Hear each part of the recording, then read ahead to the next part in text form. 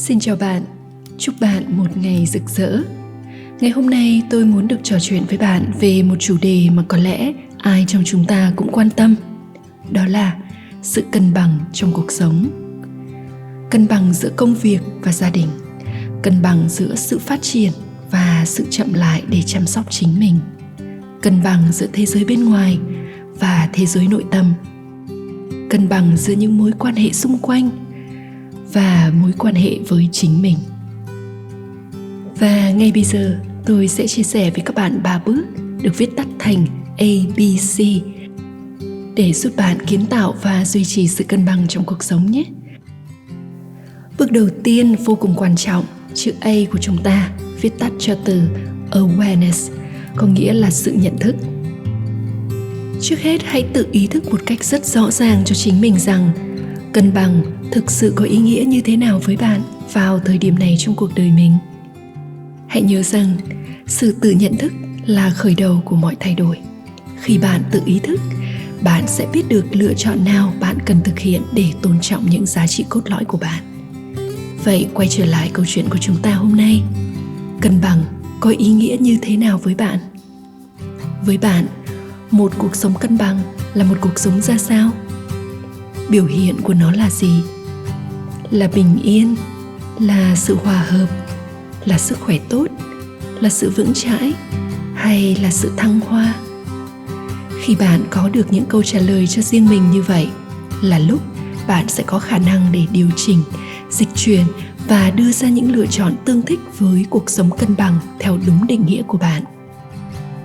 Với cá nhân tôi, cuộc sống cân bằng đồng nghĩa với niềm vui và cảm giác thư thái, tuôn chảy sáng tạo. Khi tôi cân bằng, tôi biết đó là lúc mà sự sáng tạo trong tôi mạnh mẽ nhất. Còn bạn thì sao? Nếu như bạn chưa có câu trả lời rõ ràng ngay lập tức, đó là điều hoàn toàn bình thường. Tôi có thể gợi ý bạn thực hành việc tự chiêm nghiệm để giúp bạn có được những sự thấy biết này. Một cách thực hành rất đơn giản mà tôi luôn luôn làm, đó là viết nhật ký để liên tục khám phá và thấu hiểu chính mình. Khi bạn đã có một sự kết nối đủ sâu sắc với chính mình, thì những câu trả lời thường sẽ xuất hiện một cách dễ dàng hơn rất nhiều. Giờ chúng ta sẽ đi đến bước tiếp theo trong công thức kiến tạo sự cân bằng cho bạn.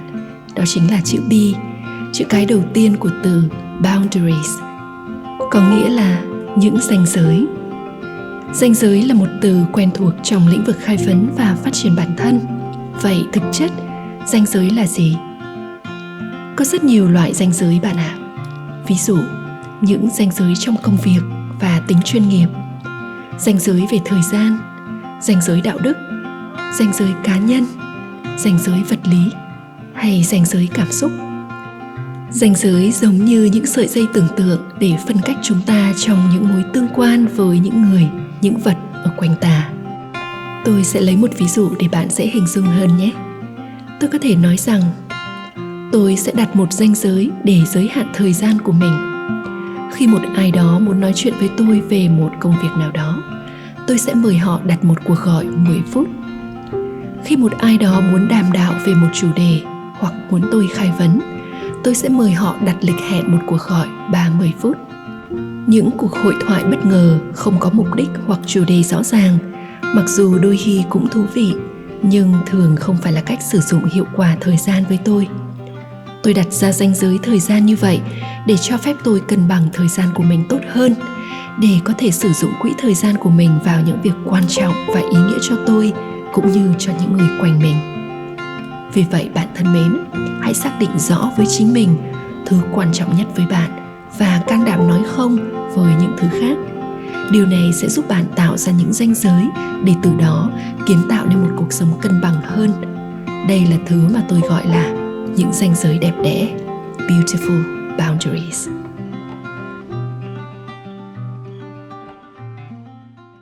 Bước thứ 3 trong công thức của chúng ta là một bước vô cùng đặc biệt. Chữ C là chữ cái đầu tiên của từ compassion, sự trắc ẩn, mà ở đây tôi muốn tập trung vào sự trắc ẩn dành cho chính mình. Một thực tế tôi quan sát thấy với những người sống có trách nhiệm và giàu tình yêu thương hay quan tâm tới người khác, đó là họ thường đặt mình ở vị trí cuối cùng của danh sách. Và kết quả đó là sau một thời gian, họ kiệt sức, họ khô cạn, họ mất cân bằng. Nếu như bạn đã hoặc đang trải nghiệm điều này, tôi hoàn toàn cảm thông với bạn. Tôi muốn bạn hãy nhớ một điều rằng chúng ta sẽ không thể đạt tới trạng thái cân bằng trong cuộc sống khi ta bỏ quên đi một mảnh ghép quan trọng nhất, nền tảng nhất của mọi điều đẹp đẽ và tình yêu thương trong cuộc đời này. Đó là chính bạn. Khi bạn không thể dành cho mình sự quan tâm và yêu thương đủ đầy, chắc chắn bạn sẽ cạn kiệt, chắc chắn bạn chật vật, chắc chắn bạn cảm thấy thiếu thốn. Vậy thì làm sao ta có thể nói tới sự cân bằng? Vì thế, bạn thân mến, chữ C trong công thức ABC của chúng ta là dành cho chính bạn, là compassion, là lòng trắc ẩn bạn dành cho mình, là caring, là sự quan tâm bạn tưới tẩm cho mình, là coming home, trở về nhà với chính mình.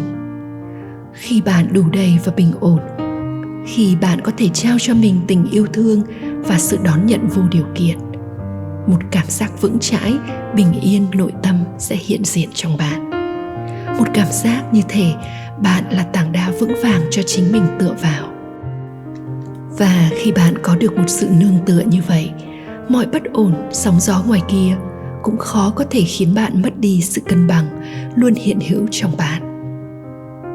Bạn thân mến, nếu như nói về tình yêu thương chính mình, nếu như nói về lòng trắc ẩn cho chính bản thân còn khá xa lạ với bạn, thì tôi muốn nói với bạn rằng có rất nhiều cách để bạn có thể bắt đầu làm điều đó thực sự đơn giản. Lắng nghe những nội dung giúp nuôi dưỡng tâm hồn và sự trắc ẩn trong bạn dưới dạng những lời khẳng định là một cách bạn có thể làm ngay bây giờ và mọi lúc mọi nơi. Bạn có thể tìm nghe video Yêu thương bản thân và tự chữa lành của tôi, Ruby Nguyễn, trên YouTube. Đây là video đã chạm tới hàng triệu người và tưới tẩm hạt giống yêu thương trong chính họ. Bạn thân mến, không bao giờ là quá sớm hoặc quá muộn để học cách yêu thương chính mình.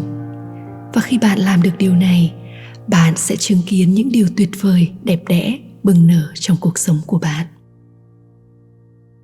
Vậy là tôi đã vừa chia sẻ với các bạn một công thức rất giản đơn, công thức ABC để có thể giúp bạn bắt đầu kiến tạo và duy trì sự cân bằng trong cuộc sống của mình. Và nếu như bạn vẫn còn khá mơ hồ về việc thế nào là cân bằng với mình, tôi xin dành tặng cho bạn 10 câu hỏi xuất sắc để giúp bạn khám phá sự cân bằng.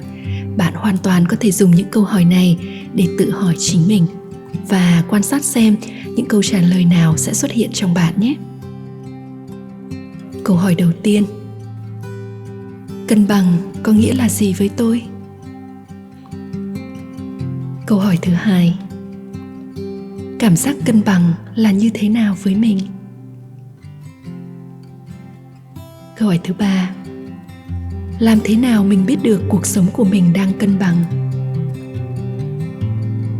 Câu hỏi thứ tư: mình để ý hay cảm nhận được điều gì khi mà mọi thứ dường như đang mất cân bằng? Câu hỏi số 5: tại sao cân bằng lại quan trọng với mình đến thế? Câu hỏi số 6: nếu như sự cân bằng trong cuộc sống là một hình ảnh, mình sẽ thấy nó giống với hình ảnh gì? Với cá nhân tôi, khi tự hỏi câu hỏi này, hình ảnh chú bướm xuất hiện đầu tiên trong tâm trí của mình. Câu hỏi số 7: sự cân bằng có tác động như thế nào tới chất lượng cuộc sống của mình? Câu hỏi số 8: ai là người có thể giúp mình đạt tới sự cân bằng này? Ai là người hùng và là người ủng hộ nhiệt thành nhất của chính mình? Câu hỏi số 9: khi mình nghĩ tới một thứ gì đó đang ở một trạng thái cân bằng hoàn hảo nhất, hình ảnh xuất hiện trong mình là gì? Và câu hỏi cuối cùng: điều gì cần thay đổi trong công việc hoặc cách làm việc của mình để giúp mình đạt tới sự cân bằng tốt hơn?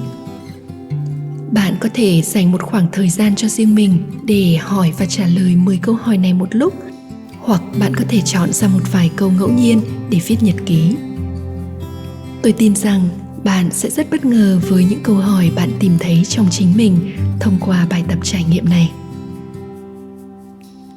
Bạn thân mến, trước khi chúng ta tạm biệt nhau, tôi chỉ muốn nói với bạn một điều rằng bất cứ thứ gì có thể đánh thức một cảm giác cân bằng, bình ổn trong tâm hồn bạn, hãy đi theo sự dẫn dắt đó. Hãy lắng nghe trí tuệ sâu bên trong bạn. Bạn đã có câu trả lời cho mình và bạn đã biết cách để đạt tới sự cân bằng này ngay trong chính bạn.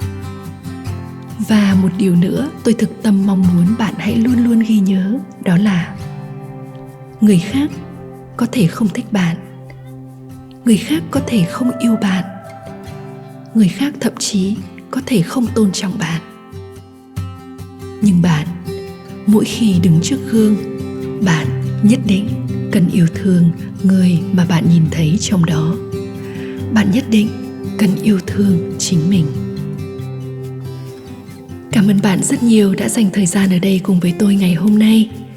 Và nếu như bạn hứng thú với việc sử dụng khai vấn, sử dụng những câu hỏi khai mở để đi sâu khám phá, thấu hiểu và phát triển chính mình, để có thể đạt tới một cuộc sống cân bằng, bình ổn và giàu ý nghĩa hơn, thì tôi muốn được chân thành gửi lời mời tới bạn tham gia chương trình Sống Khai Vấn, Sống Tỉnh Thức sẽ được thực hiện tới đây. Đây là một khóa học rất đặc biệt mà tôi sẽ chia sẻ với các bạn về sức mạnh của khai vấn trong việc kiến tạo ra mọi sự thay đổi chúng ta khao khát trong cuộc sống này, cũng như là một công cụ tuyệt vời để nâng tầm bản thân, cuộc sống cũng như sự nghiệp của bạn. Link đăng ký ở trong phần bình luận nếu như bạn quan tâm nhé.